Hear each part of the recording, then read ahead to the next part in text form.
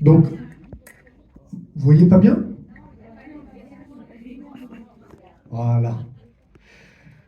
Donc, l'histoire de l'escrime remonte à des millénaires et a évolué au fil des temps pour devenir un sport à part entière et une forme d'art. Les origines de l'escrime remontent à l'Antiquité, où ils étaient souvent associés à la nécessité de se défendre en temps de guerre.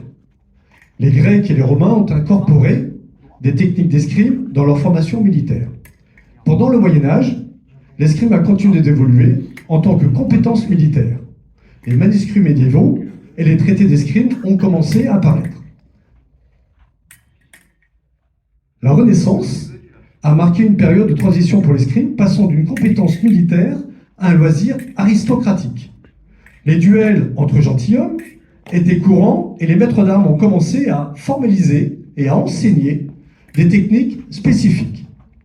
L'escrime continue à se développer au XVIIe, au XVIIIe siècle comme un art noble.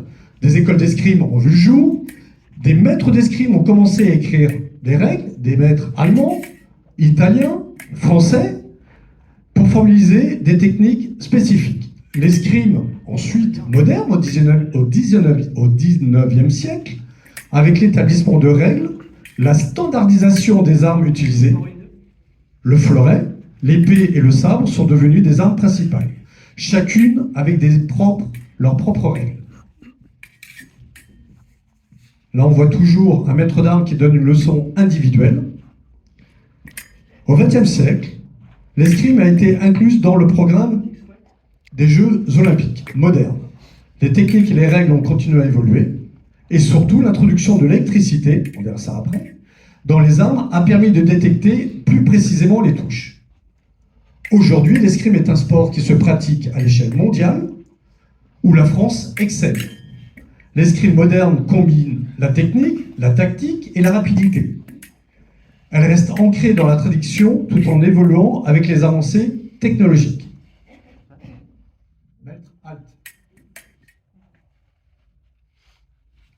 Donc, voilà une leçon individuelle au fleuret. Maintenant, vous allez voir un assaut au fleuret. Et je vais vous expliquer l'arme, ce qu'est le fleuret.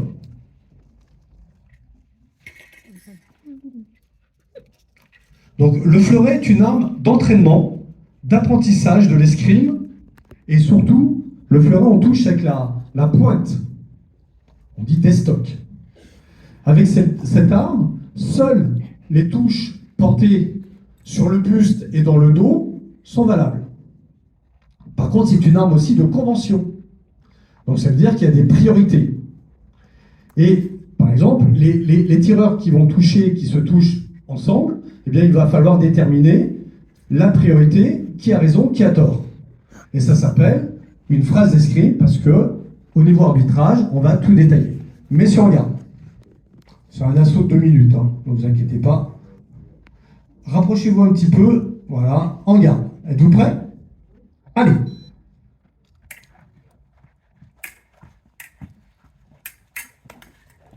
Halte. Quand la lumière est blanche, ça veut dire qu'il a touché sur une partie du corps non valable. En garde. Êtes-vous prêts? Allez.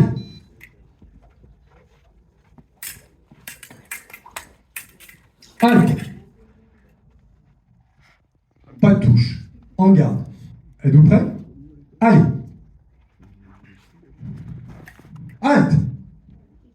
Le rouge a touché, c'est-à-dire que c'est Guillaume qui a touché le tireur de droite. Une arrière. En garde. Messieurs, il reste 30 secondes. En garde. Êtes-vous prêts? Allez.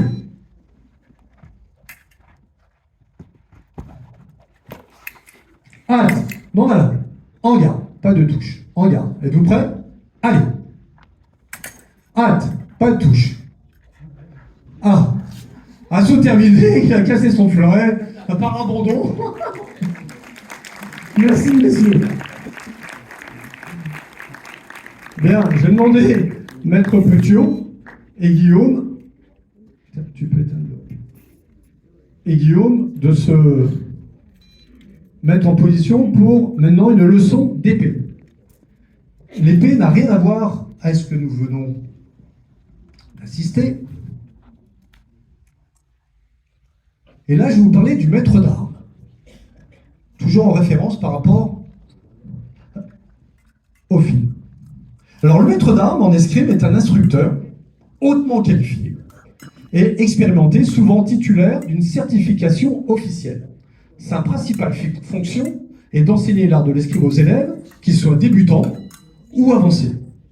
Il enseigne les mouvements de base, les parades, les ripostes, les stratégies tactiques. En plus de l'aspect technique, le maître d'armes peut jouer un rôle dans le soutien psychologique des escrimeurs, les aidant à développer la confiance en soi et la concentration nécessaire pour réussir dans la compétition et par le passé, les duels. Les duels, parlons-en. Ils étaient généralement réglementés, organisés de manière à minimiser les risques de blessures graves ou de décès. Mais ils ont été progressivement abandonnés en raison de l'évolution des normes sociales et légales. Il a été officiellement interdit en France au 19e siècle. Le dernier duel, pour ceux qui s'en rappellent, le dernier duel en France a eu lieu en 1967, illégal, impliquant Gaston Defferre, donc homme politique marseillais, et un député, René Rivière. Cependant, et personne ne le savait, il est important de préciser que ce duel a eu lieu avec des épées en bois pour ne pas blesser ou minimiser les blessures. En résumé, le maître d'armes joue un rôle crucial dans le développement des escrimeurs en combinant des compétences techniques avancées avec une compréhension approfondie de la pédagogie et de la psychologie sportive.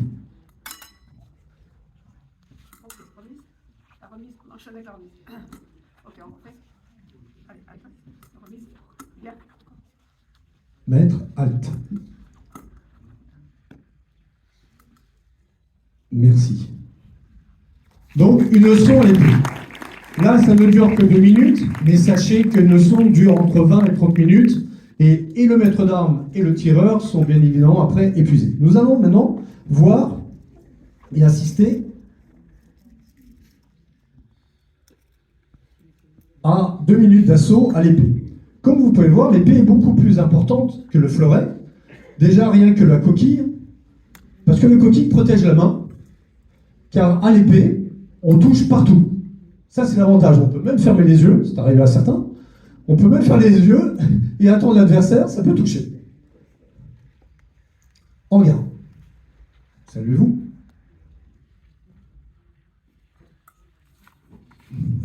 Êtes-vous prêts? Allez. Donc on peut toucher partout. Aux avancées, avant-bras, aux pieds. Halte. Gauche touchée, point à droite, une arrière. En garde. Êtes-vous prêts? Allez.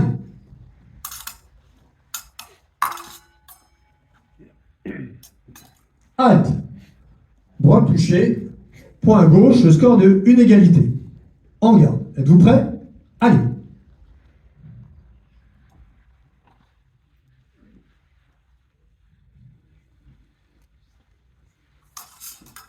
Halte.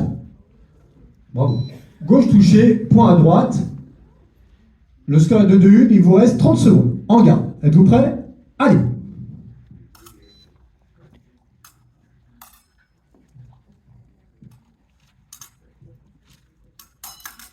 Halte.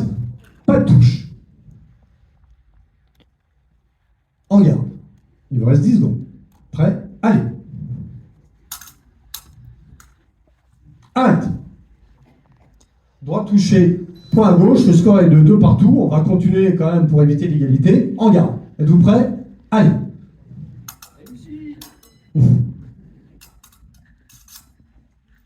Halte. Gauche touchée, point à droite. Point à droite. Ah, c'est terminé. Serrez-vous la main. Merci. Comme vous avez pu le voir, beaucoup de respect, beaucoup de salut. Ça, c'est important, ce sont les valeurs de l'escrime.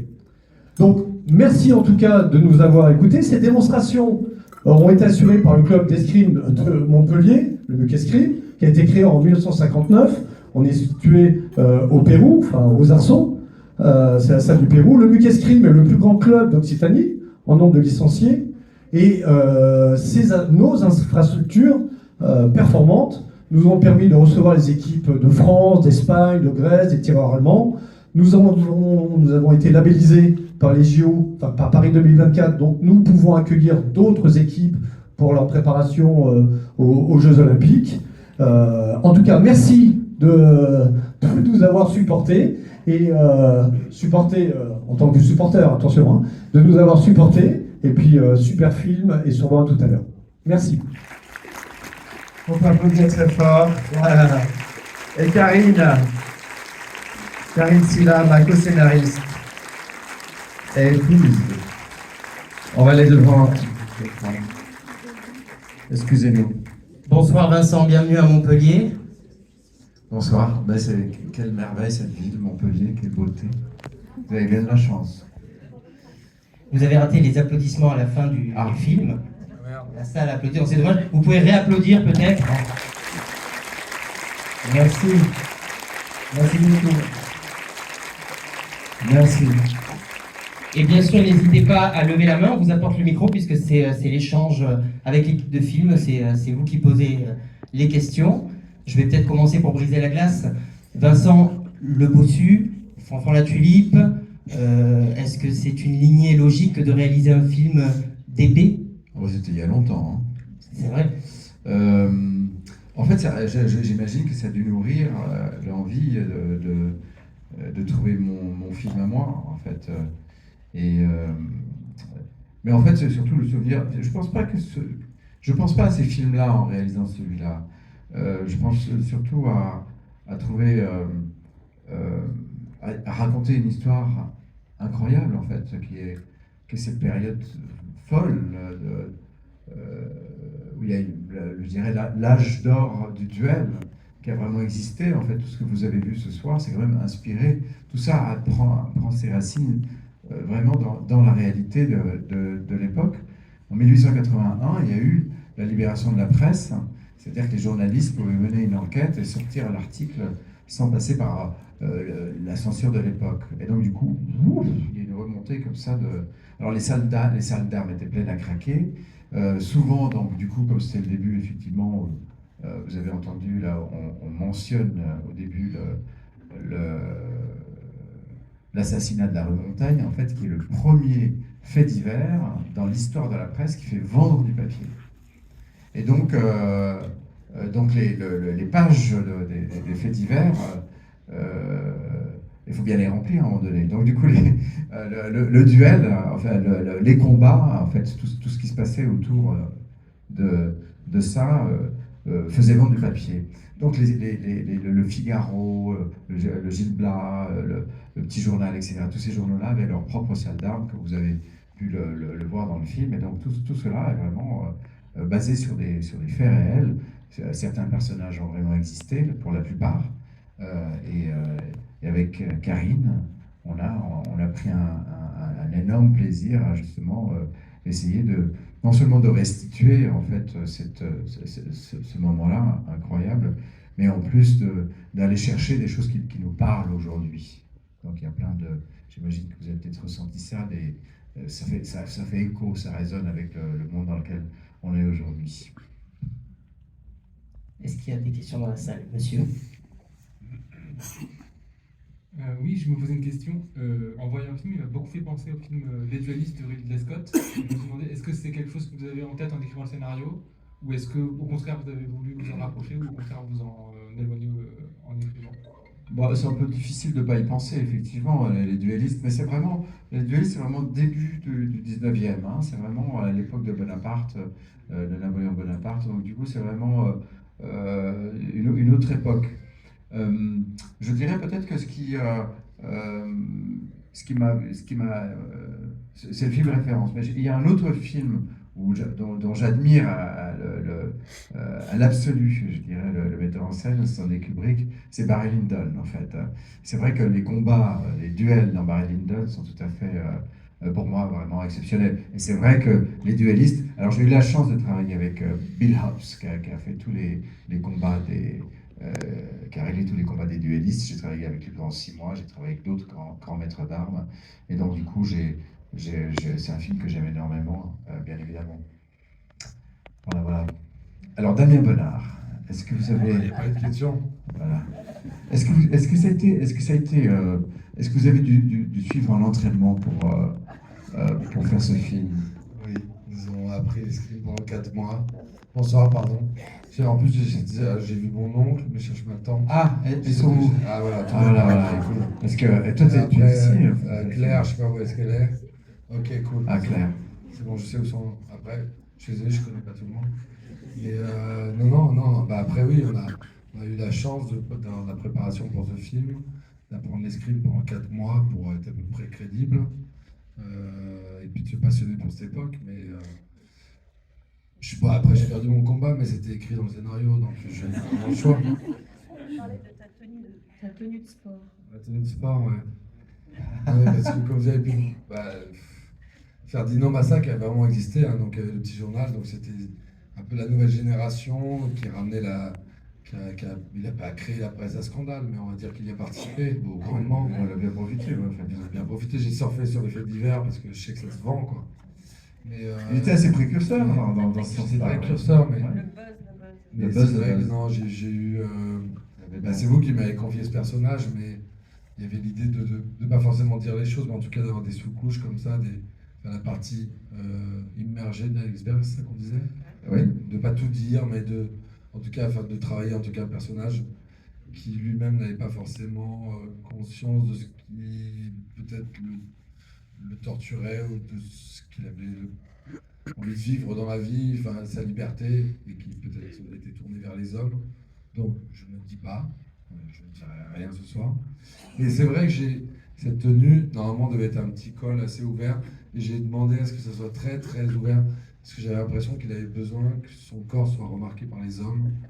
Mais voilà, après on imagine ce qu'on veut, mais grâce à Astier Valzer, j'ai pu me libérer parce qu'on avait une cause commune qui était la liberté. Mais l'entraînement, à proprement dit, est-ce que ça a été difficile? Est-ce que vous avez souffert? J'ai souffert. Est-ce que vous avez eu C'était quel type d'entraînement que vous avez subi?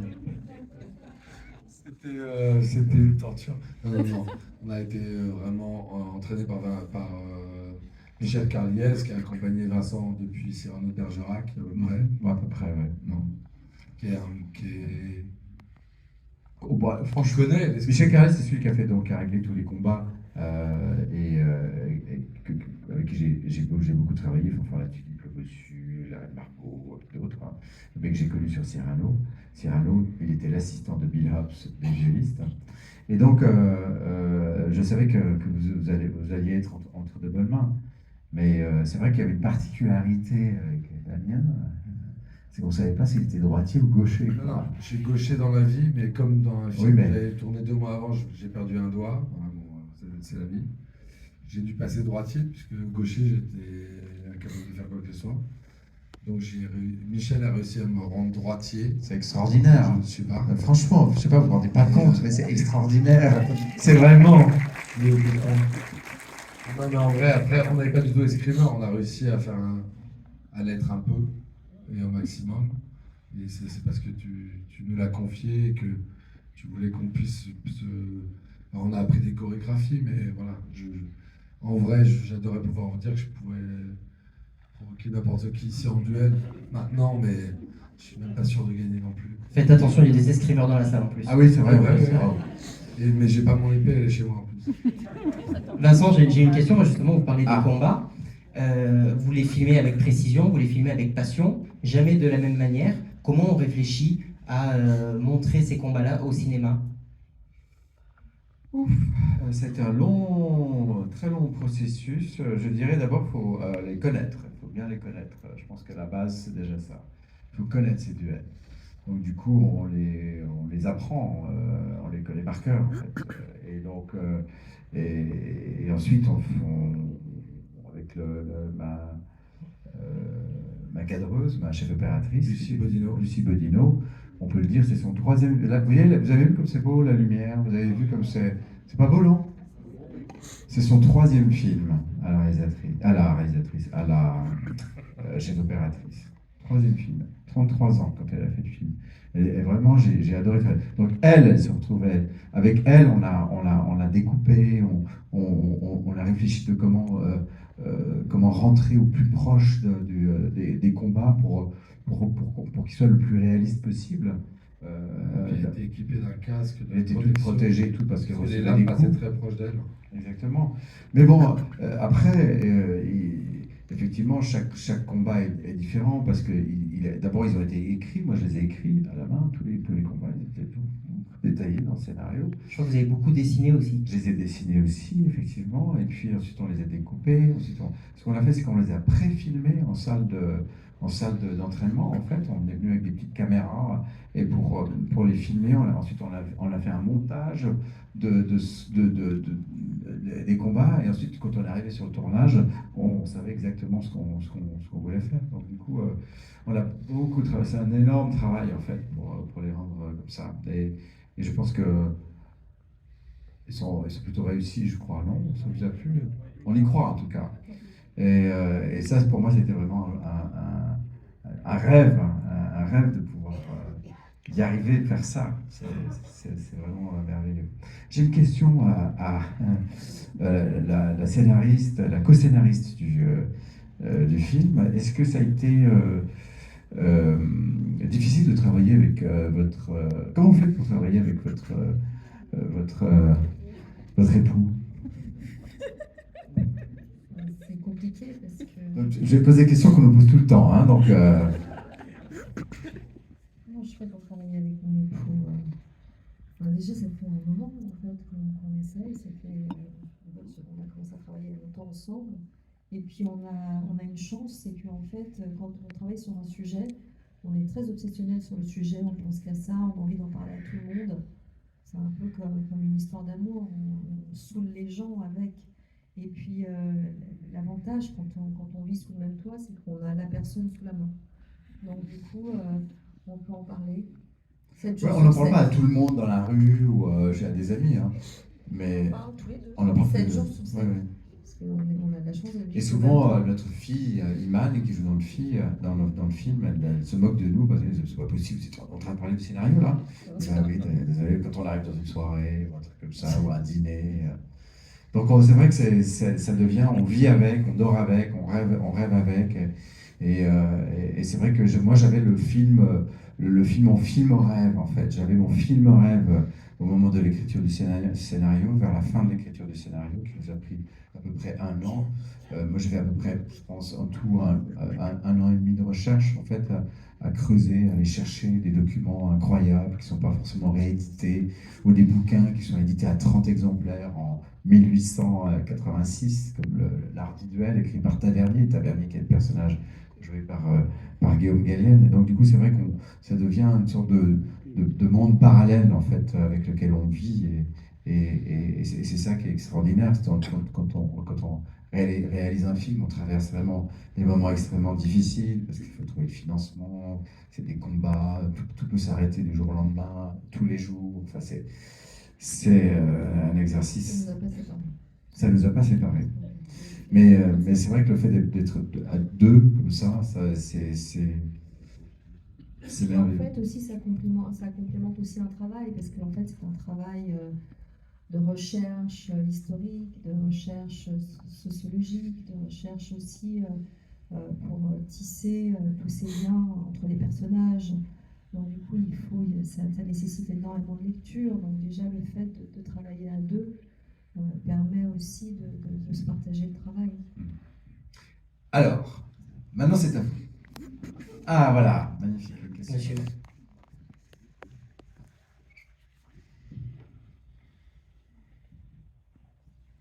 Bonsoir, merci. D'abord, merci pour ce film. Hein. Ça a été un très très bon moment de cinéma, d'histoire. Les dialogues tombent très bien, les situations s'enchaînent parfaitement, les combats sont assez exceptionnels, notamment le combat final sur la charge de cavalerie du cuirassier. C'est très costaud et ça tient en haleine. En plus, ça renvoie des considérations qui sont aujourd'hui des considérations sociétales pour nous. Moi, c'était surtout pour vous remercier de l'extrême qualité de la photo, de la lumière. C'est la première fois que je vois dans un film des tableaux, des décors de tableaux de Monet ou de Caillebotte. ces peintres du 19e siècle qui ont peint ces personnages-là avec leurs chapeaux, les redingotes, les salles d'armes, tout ça. Et vraiment, vous avez fait un travail vraiment merveilleux. Je voulais vous en remercier. Voilà. Ah, merci beaucoup, merci. Alors pour essayer de continuer dans le sens de... j'ai emmagasiné, je pense, avec le temps, avec scène par scène, comme ça, des images, des références.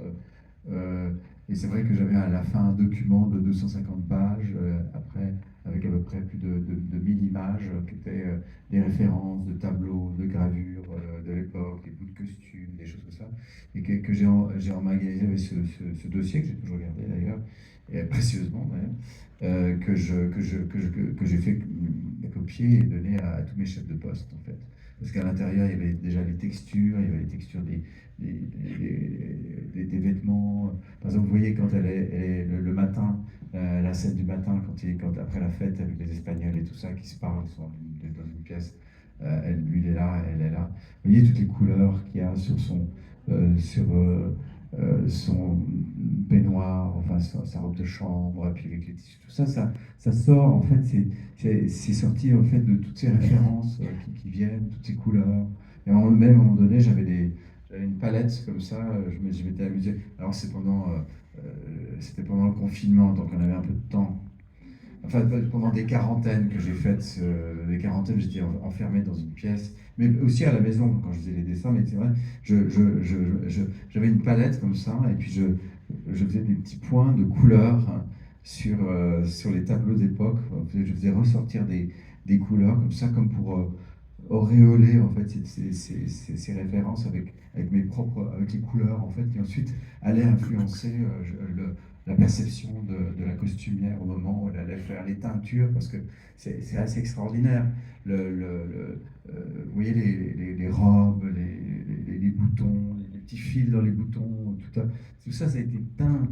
Tout ça a été fabriqué, toute la soie, on est allé la chercher. Enfin, c'est ça, c'est pas si exceptionnel parce que ça se fait dans le cinéma. Enfin, c'est ça aussi le cinéma, c'est d'un coup de créer aussi des vêtements. Et ce qu'elle a fait, Madeleine Fontaine, c'était tellement beau et tellement. C'était juste merveilleux de passer au costume et de les voir en train de teindre des chemises et des robes. C'est assez merveilleux. Ça, c'est les moments merveilleux quand on réalise un film et que les choses deviennent comme ça, où la magie est là. Mais alors, pour arriver à ça, je peux vous dire qu'avant, il y a des combats. Hein. Mais bon, ça fait partie des... Une autre question? Ouais.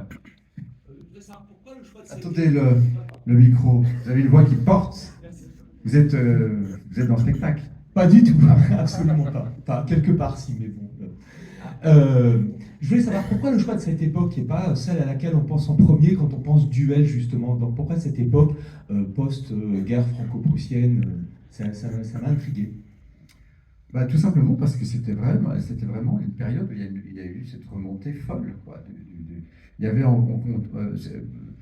parce que en fait le duel était interdit. En fait, il existait depuis le Moyen Âge, mais je crois que c'est sous Louis XIV qu'il a été proscrit, interdit, parce qu'en fait il y avait trop des éléments importants de l'armée du roi qui s'entretuaient, et que c'était plus possible, il fallait arrêter ça. Et il y a des écrits très intéressants à ce sujet.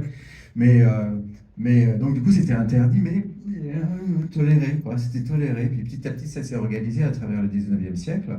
Et dans cette période-là, en fait, le dernier vrai soubresaut du duel, même s'il a continué jusqu'en 1967, le dernier duel en France, c'était en 1967, un certain Gaston Defferre qui s'est battu en duel. Vous pouvez voir d'ailleurs sur YouTube, il y a des images du duel, c'est assez drôle.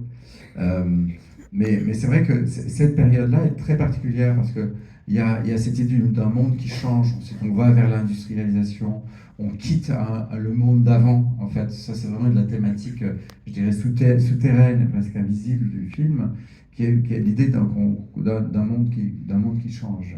Et c'est la première, 1887, c'est la première année où on a commencé à éclairer l'avenue de l'Opéra avec de l'électricité. À l'époque, ce qu'on disait, c'est intéressant parce que vous voyez, on fait référence aujourd'hui, le monde qui change aussi avec l'arrivée de l'intelligence artificielle, etc. Mais c'est vrai qu'à l'époque, les gens, la rumeur était que si on regardait trop longtemps une lumière électrique, on devenait aveugle. Les gens, ils avaient peur de ça, ils y croyaient. Donc du coup, voilà. Donc du coup, c'est les premières, 87, c'est la première année où on commence à avoir des véhicules à moteur dans les rues. Le gramophone à micro-sillon, vous voyez, c'est la première année où il est commercialisé. Le flash, au début, vous voyez la photo au flash, c'est la première année où on se sert du flash dans l'histoire de la photographie. Donc c'est vraiment l'idée d'un monde, on va vers un monde nouveau. Et donc, et c'est ce que raconte le film aussi. Moi, mon personnage fait partie du monde d'avant, celui qui ne veut pas. D'ailleurs, il tue même ceux qui pourraient faire partie du monde de demain, avec le malheureux Adrien. Mais voilà, en tout cas, c'est une période que je trouvais assez fascinante. Premier étage de la Tour Eiffel aussi, en 87, et plein d'autres choses. Les langues se délient. Bonsoir. Bonsoir. J'aurais voulu savoir, pour un film comme celui-là, comment s'achemine le travail de recherche pour être le plus juste et le plus précis possible. En fait, il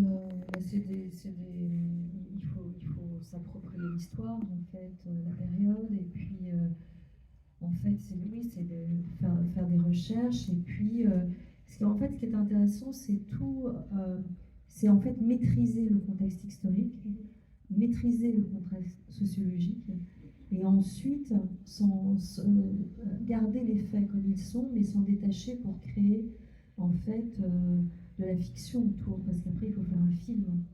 Et donc, Oui, en fait, moi je fonctionne avec, je lis enfin, j'ai des pistes, je lis plein de choses que je trouve sur la période, comme si j'essayais de rentrer en immersion dans cette période-là. Alors il y a un outil qui est absolument extraordinaire, c'est la Bibliothèque nationale française. Parce que là, on trouve des merveilles. Et donc, du coup, je commande des scans de livres en fait, qui sont édités à 30 exemplaires de l'époque, qui n'ont jamais été réédités, et qui sont il y a des petites merveilles comme ça qui du coup me font vraiment je dirais, m'ouvre une fenêtre dans ce monde-là.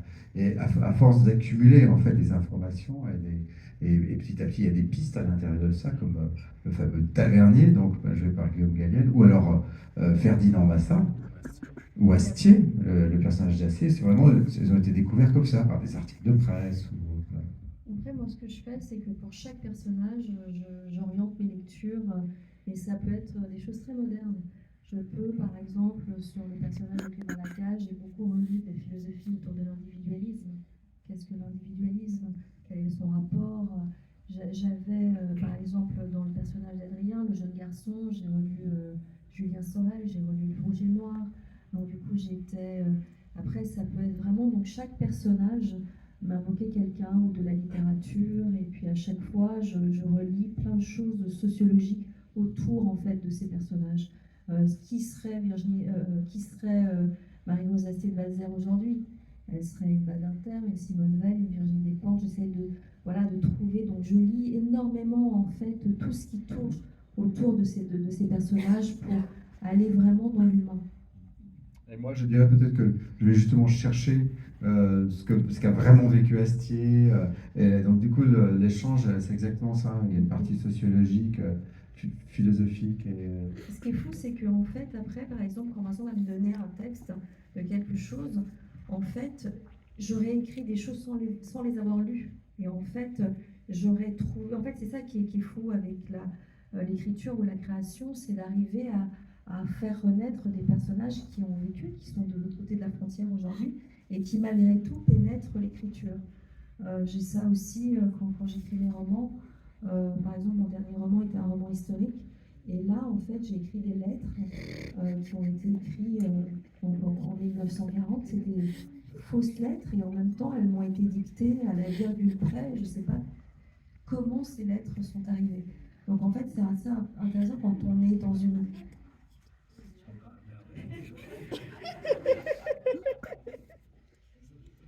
Il va pas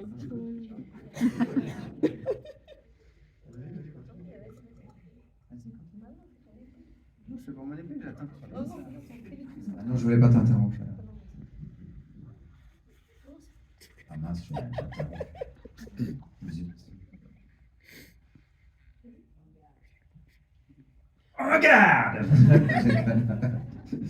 Non, je voulais dire que c'était une sacrée aventure et que c'est vrai que pouvoir croiser le fer. Bon, nous, on n'a pas croisé le fer ensemble, hein, non, mais on pourrait. Est-ce que vous voulez assister à une démonstration Non, je plaisante. Non, vous n'allez pas du tout assister. Excuse-moi, chérie, je t'ai interrompu, mais c'était pour rire un peu, quoi. Damien, lorsque vous recevez le scénario, vous dites oui immédiatement ou vous avez quand même un moment d'hésitation en voyant qu'il y a de l'escrime, duel, de l'épée? Quand j'ai reçu César pour ce film? Oui, tout à fait. Bien sûr. Non, d'hésitation. Oui, en se disant il va falloir travailler quand même. Non, parce que ça, c'est vraiment ce qui me passionne dans ce métier. En fait, c'est au-delà des films qu'on fait, c'est la préparation et de se plonger. En fait, moi, j'ai été un très mauvais élève. J'ai quitté l'école très jeune. Ma famille peut en témoigner. Moi, mes bulletins, c'était à des capacités, mais peut mieux faire. Et en fait, je me suis barré assez tôt pour faire les beaux-arts, faire d'autres choses. Et en fait, maintenant que je fais ce métier, j'ai un vrai plaisir à me passionner, à étudier, à lire des bouquins comme j'en ai jamais lu, alors que j'aurais dû en lire quand j'avais 15 ans ou 16 ans. Et c'est un vrai plaisir, en fait, la préparation des films. Enfin, tourner un film, c'est des moments très forts et très importants, mais les préparer, les construire, les penser, faire des recherches, justement apprendre l'escrime, apprendre, je sais pas, enfin, toutes sortes de choses. Enfin, se passionner d'un seul coup pour un sujet qu'on ne connaît pas et essayer de le comprendre et de le restituer, c'est ça le vrai plaisir. Donc, je sais plus c'était quoi la question? C'était un oui direct, je résume. Voilà. Non, mais du coup, il y a cette passion-là, et là, il y avait matière à plein de choses. Non, mais c'est ça qui est extraordinaire avec Damien, c'est que il est tellement impliqué, il est tellement dedans, il est tellement au service du film. Moi, plein de fois, j'étais très ému et bouleversé. Il y a des fois où il y a des attentes. Avant qu'on règle un combat, c'est un peu compliqué parce qu'il y a certains acteurs qui doivent attendre. Mais lui, en fait, même quand il attend des heures, en fait, il est dans son personnage, quoi. Il reste dans cet univers de son personnage-là. Et c'était vraiment pour moi C'est dans magnifique. l'attente, enfin, c'est dans l'attente et dans l'ennui. Oui, Pardon, enfin, dans l'ennui. bien sûr, c'est le mot, mais Dans l'ennui. c'est dans l'attente, l'ennui Ouais. et le temps qui passe que notre esprit crée des choses. C'est d'ailleurs pour ça qu'on se baisait la gueule avec mon téléphone, puisqu'on remplit tous ces moments-là qu'on devrait vivre. Mais on les remplit, et puis du coup, on ne crée plus rien. Il y a bien Notre cerveau, il s'arrête. Et d'attendre et de s'ennuyer, c'est nécessaire. Et c'est vrai que j'ai beaucoup attendu. Mais du coup, j'ai beaucoup rêvé. Ah beaucoup bah, appris. et donc du coup, quand tu arrivais devant la caméra, ça fait boum. Moi, je l'appelle mon diamant brut. Parce qu'il arrive, il est là, bah, c'est un diamant, mais il donne tout, il est juste comme, comme j'allais dire, comme un taureau dans l'arène. Hein. C'est vraiment ça l'image que j'ai quand il confronte Astier dans la scène de la grange. Et la poussière? La poussière, c'était une impro. Je me suis dit, dans ce genre de situation, tous les coups sont permis et il n'y avait pas de raison qu'elle ne prenne pas un peu de poussière dans ma gueule. Non, mais c'est une manière de s'en sortir.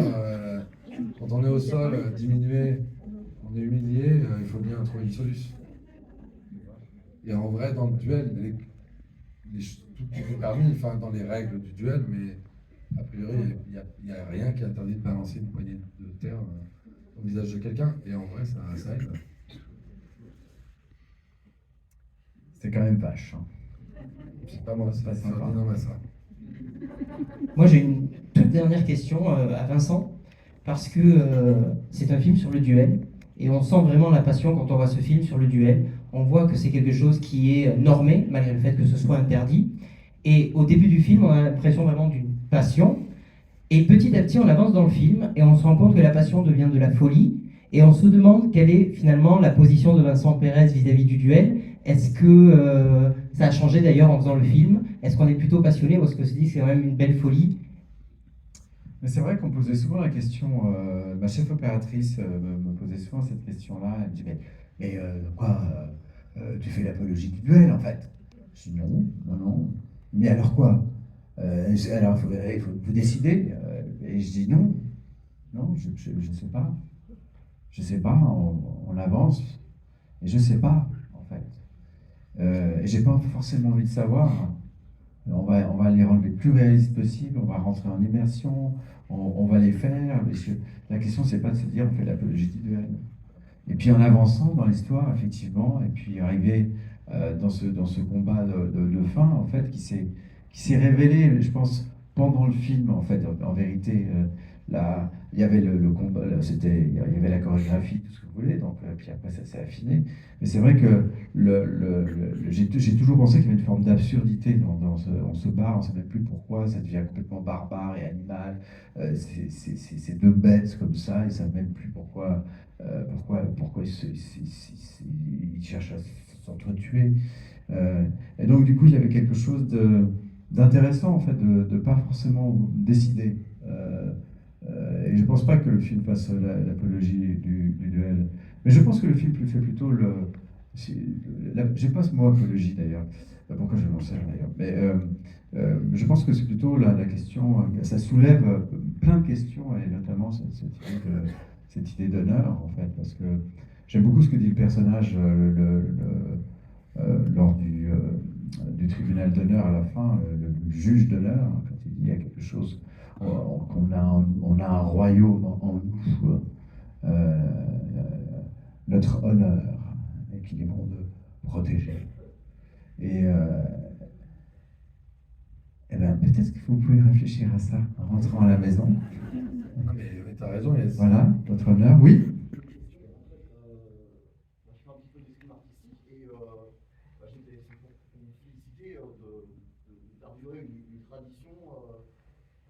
Des arts martiaux un peu européens, quoi. Enfin, Oui.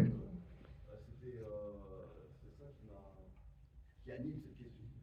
Et aussi, le fait de passer aussi toutes ces traditions du cinéma français d'aventure qu'il y avait avec André Hunebelle, avec Jean Marais, même si c'est pas tout à fait la même chose, hein, mais il y a quelque chose comme une passation des films d'aventure et des arts martiaux européens, français, dans vos films, qui sortent un peu, à mon avis, sur la vague avec les Trois Mousquetaires, et ça revient.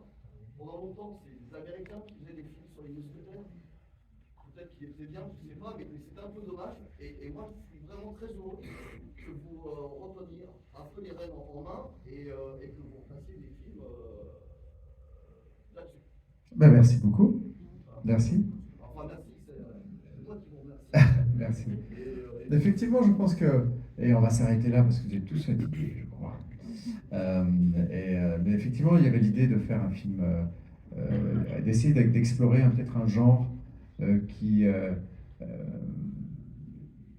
demande à être exploré, finalement, le film d'art martial européen, comme vous le dites très bien, et c'était un peu ce qu'on a fait avec ce film. Merci beaucoup. Et c'est pas un film de KPDP, hein, c'est un film d'épée. Voilà. KPDP, c'est mousquetaire. Voilà. Merci Vincent, merci Karine, merci Damien. Merci beaucoup. Le film sort le 27 décembre. N'hésitez pas à en parler autour de vous. Bonne soirée.